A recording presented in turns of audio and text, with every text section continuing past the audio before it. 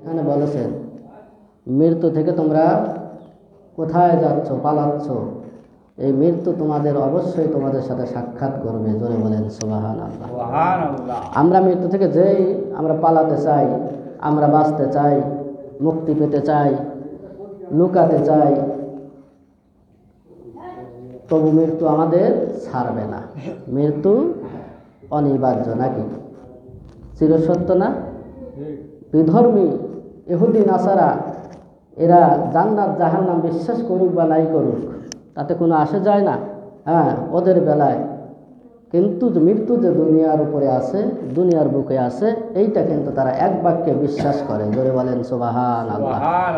আমরা মুসলমান জাতি, আমাদের বিশ্বাস করতেই হবে, নাকি?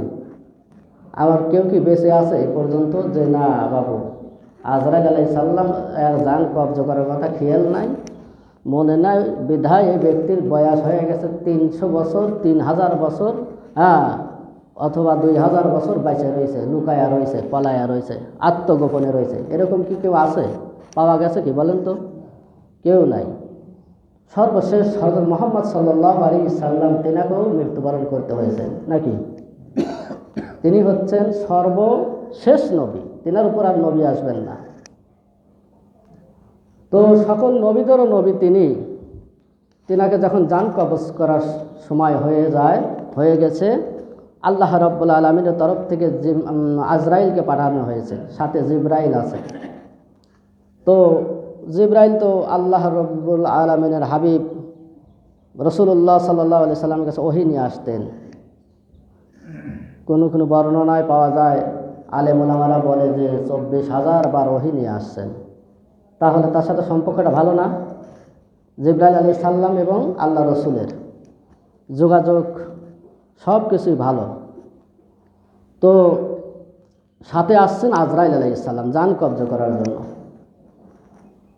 তো জিবরাইল আলাইহিস সালাম আগে বললেন, ইয়া রাসূলুল্লাহ, ইয়া হাবিবাল্লাহ, আল্লাহ পাক আপনাকে বলেছে যদি আমার নবী পৃথিবীর উপরে যদি থাকতে চায় কিয়ামত পর্যন্ত, তবে তোমরা ফিরে আসো। আজরাইল বলছে, আর যদি আমার রসুল যদি আমি যে অর্ডার করেছি সে যদি মৃত্যুবরণ করতে চায়, আপত্তি না করে, তাহলে জান কবজ করো, আর যদি তোমাকে ফিরে আসতে বলে ফিরে আসবে। তো জিবরাইল আলাইহিস সালামের কথা বললেন আল্লাহ রসুলকে। আল্লাহ রসুল বললেন যে আমার সৃষ্টিকর্তা, পালনকর্তা, আমার মালিক যে আমাকে ডাক দিয়েছে, আমার কোনো আপত্তি নাই। আজরাইল এই কথাই বললেন যে আমি পৃথিবীর মানুষদেরকে জান কবজ করতে যাই, এ পর্যন্ত যত মানুষকে কবজ করেছি, জান বাইর করেছি, ভবিষ্যতে করব, কারোর কাছে অনুমতির দরকার হয় নাই।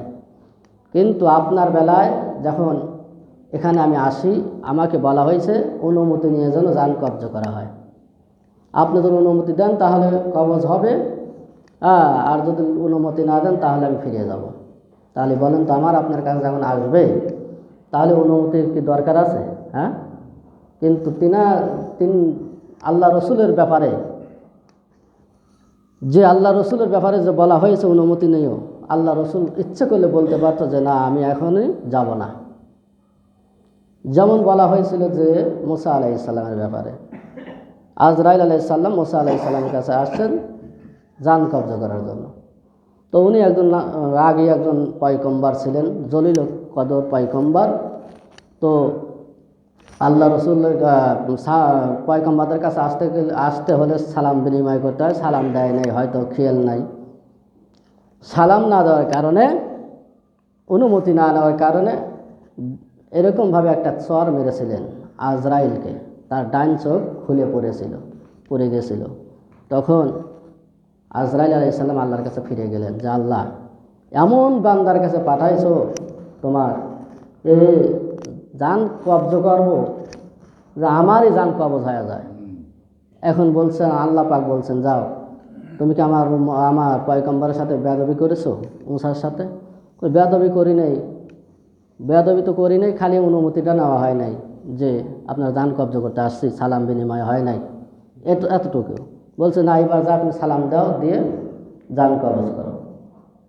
তো যাই হোক, অনুমতি নিয়েছে যে আল্লাহ রাব্বুল আলামিন বলেছেন আপনি যদি পৃথিবীতে মানে বেঁচে থাকতে চান তাহলে একটা কাজ করেন, এই যে একটা গাভী দেখতেছেন, গরু দেখতেছেন, এই গরুর পিঠের উপরে আপনি হাত দেন, হ্যাঁ হাত দিবেন, আর আপনার হাতের নিচে যত পশম পড়বে প্রত্যেকটি পশমের বিনিময় এক এক বছরের আল্লাহ পাক হায়াত বৃদ্ধি করে দিবে আপনাকে। জোরে বলেন সুবহানাল্লাহ।